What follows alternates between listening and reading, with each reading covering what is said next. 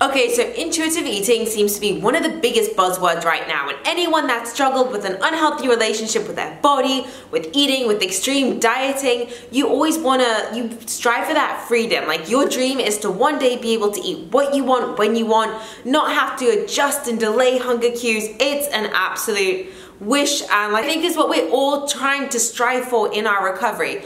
But can you just jump into it? Can you just do it from the mini mode? What's the difference between that and the mini mode and all in? There have been so many questions going around. So what I'm doing in this video is I'm breaking down intuitive eating for you, telling you how I'm incorporating it into my life. Can you actually really do it in recovery? When you should actually wait, what you should do, something I'm super passionate about. So let's get straight into it. Woo, that was very aggressive. The light nearly fell off.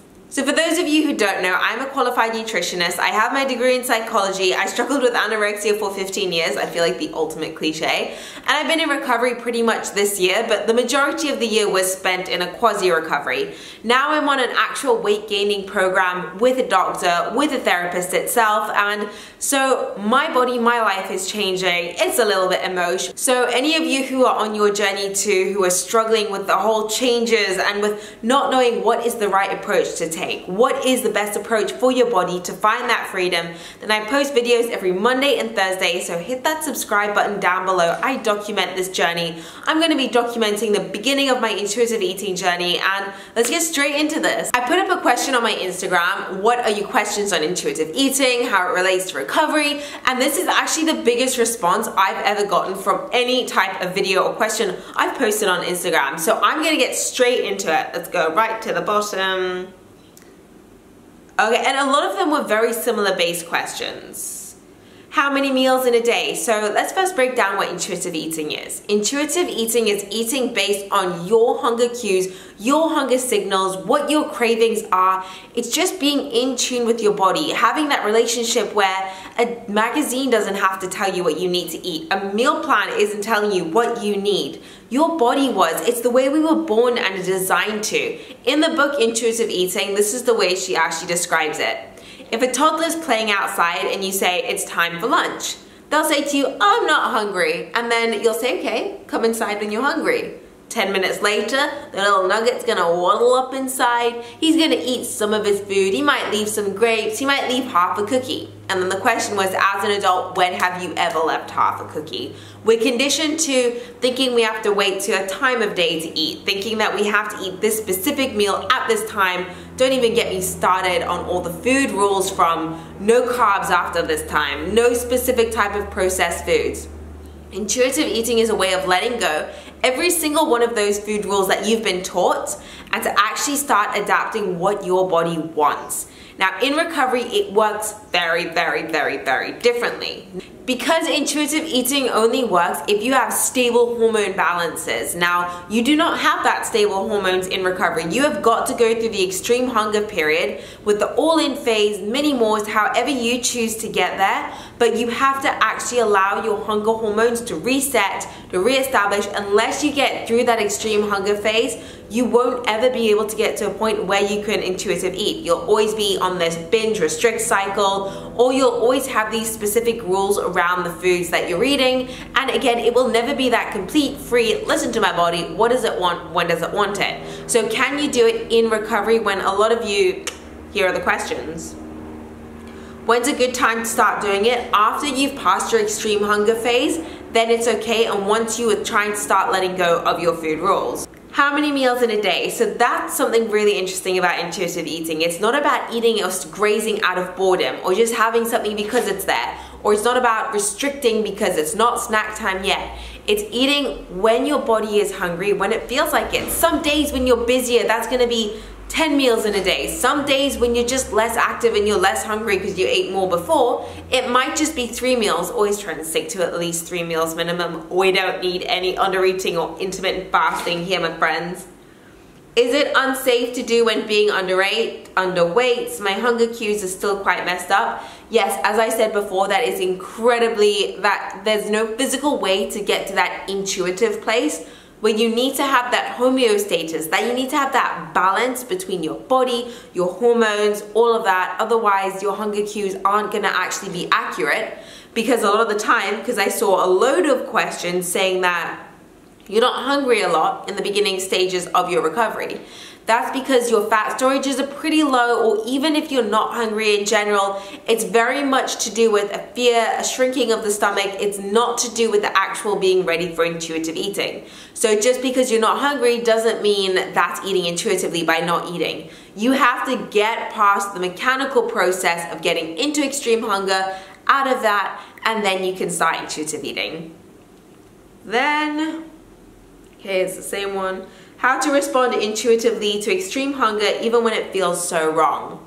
By knowing that it may feel so wrong, but it's the only right thing to do. What's gonna feel, it may in the moment you're responding to extreme hunger feel wrong, but I'll bet you right now it actually feels more wrong the day after or the moment after when you actually restricted. You're like, that was the worst thing I could have done.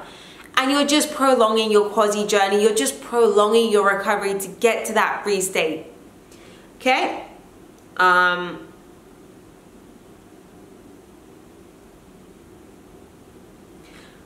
have issues snacking because I'm afraid of overeating. What are some tips on recognizing it? And then similar questions.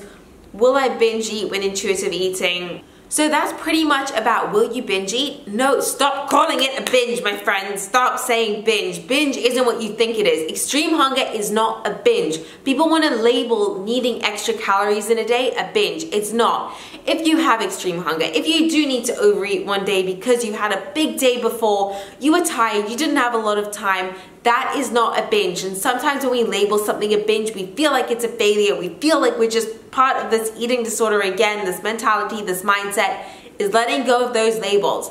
Overeating is not bad. It doesn't need to be diagnosed. It doesn't need to be called a binge. So the second you actually stop seeing extreme hunger as a binge is the second it stops feeling more taboo, and it actually you realize my body needed extra today. I'm so sorry, I keep attacking you. Should you only eat when you are physically hungry? Only if you've passed your extreme hunger phase, and only if you're actually at a stable hormonal level. How do I get there in recovery? When's the right time to start? Once again, it's all about the hormones, letting go of food rules. Actually, I do have the intuitive eating workbook. Uno memento. So the woman that wrote the book, the intuitive eating book, and they were the ones that coined the terms, they came up with the whole concept behind it, started teaching it to people. They were the ones that brought it into the spotlight. They created this thing called the intuitive eating workbook that you can do on your own at home. It's been absolutely incredible. Those of you asking if I do it myself, what I'm actually going to do is I'm going to take you guys through a full day of eating in my next video to show you how I'm incorporating intuitive eating and how I'm learning how to intuitive eat. Now, because my hormones aren't balanced or stable yet, so I still haven't got through the extreme hunger phase. And it can be really difficult to actually learn to listen to your hunger cues then because they're out of balance. Your body's more trying to protect itself. So once I get through that stage, I'm gaining ½ a kilo a week with my doctor and my therapist, as I said. And as soon as I'm out of a red zone, as soon as I'm in a safe zone where I'm not going to actually use any numbers because that can be quite triggering for people. But what I am doing is going through this workbook and doing the beginning stage of intuitive eating, which is all explorative. So what I mean by that is it's actually exploring the rules I have. It started my fear food challenges because it's like list your food rules, your no-no foods, and then challenge it, and it speaks you through doing some of those challenges, and it keeps me very much accountable. I have to plan when I'm doing certain things, how I feel about dieting, how many diets I've been on in my entire life, the age I was. It gets you so in tune with your history, with your actual rules that I didn't even know I had until I started up with this book. So, whoops. So I'm at the exploratory stage, as I said before. For example, learning body cues, body awareness. I'm not ready to listen to that intuitively, but I'm starting to become accustomed to it. Until I get to a specific body fat percentage, then I can start doing that. So one thing I really love that I actually use every single day is they have this thing called the Hunger Discovery Journal. And then what it is, it'll have the time of day, how hungry you were, how it felt, pleasant, unpleasant, neutral, what food did you eat, and then how did you feel after eating that food? Did you overeat then? And it was certain habits and trends that I didn't realize that actually came up every single day. I was like, why did I keep waiting till then? Or why did I feel extra horrible after that specific meal? And this is a great way to start becoming in tune with all of that, to start literally tuning into your body, which essentially intuitive eating is. So the one question here says, what trends do I notice with my hunger rating? I said I don't honor my hunger, I eat with my head, which is true. But even right now with my meal plan, I do have to eat in my head because I am on a weight gaining program. I am going all in on life and everything at the moment. So even when I don't feel like eating, that is exactly what I'm doing. Hi. Okay, so some more questions now that you've got all that info. After 14 years of anorexia, I don't feel hungry and I get full very quickly. How do I get past this? By actually eating mechanically, like having to actually force those calories down. It feels horrible, trust me, I know, I have been there, I have been in the midst of that. Even today, some days, I do not feel like taking in everything that I have to eat. But you just have to get through that, allow your body to go into that extreme hunger phase, and then once you're coming out of that, then you're ready to start actually understanding if your hunger cues are legit. So when you do this, do you eat what you're craving something when you're hungry? I think that means, do I eat whatever I'm craving whenever I'm craving it? That is the whole goal of intuitive eating. So when you start the process at first, it does have a sort of extreme hunger feel where you will eat what you're craving all the time until you're actually pretty much sick of it and your body's like, okay, I know if I want this carrot cake again, I'm gonna get it. She's not gonna deprive me of it again for 15 years like she did before. By the way, if you wanna know some of my extreme hunger, like absolute cravings, one was donuts, and I ate Krispy Kreme every single day. Now I like it, but I don't obsess over Krispy Kreme.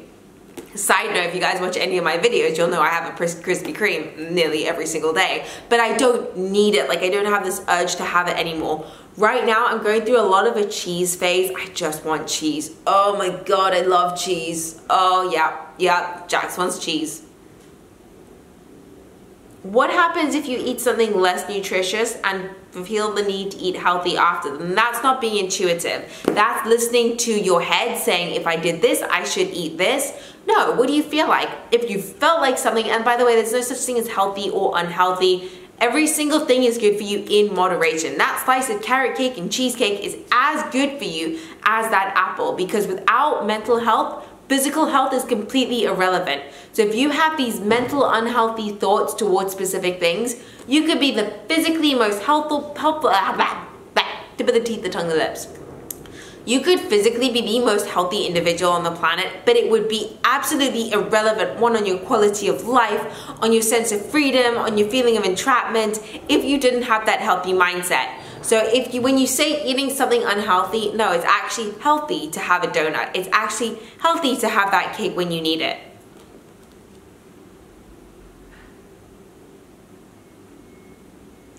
How do you know intuitive craving versus ED thoughts? Anything you're craving is something you're craving and you need to eat it. It's the whole point of intuitive eating. Should you eat when you're not hungry at all, physically or mentally? Yes, you should, especially if you're in the recovery process. Hungry or bored? So what this intuitive eating book does is it helps you distinguish between, are you actually hungry, like physically, or are you bored hungry? Do you just feel like a sensation in your mouth, like you have sensory hungriness? What exactly is it? Emotional hungriness? But that's only, like I said, once you're at a stable hormonal level, then you can start saying and questioning, am I hungry because of what, like I said, physically, or am I bored, or do I just want the feeling of a crunch? Am I just emotional today? You still have to get through that reset, which means you have to have fat stable levels, so it needs to be pretty high up your body fat, especially if you're overshooting in your recovery, which usually you do end up having to do. Then a lot of questions, how to distinguish between hunger cravings and a binge. We spoke about the word binge. How do you start intuitive eating? How does it feel? Like I said, you start by exploring, and I would recommend this book better than anything. But like I said, I'm going to take you through my full days of eating, show you how I'm using this book to see where I'm at with specific things, to see where I'm at hunger cue wise. I will take you through the beginning of my intuitive eating process. So if you guys want to do it, then follow me along with it on yours, and let's just see where it takes us together.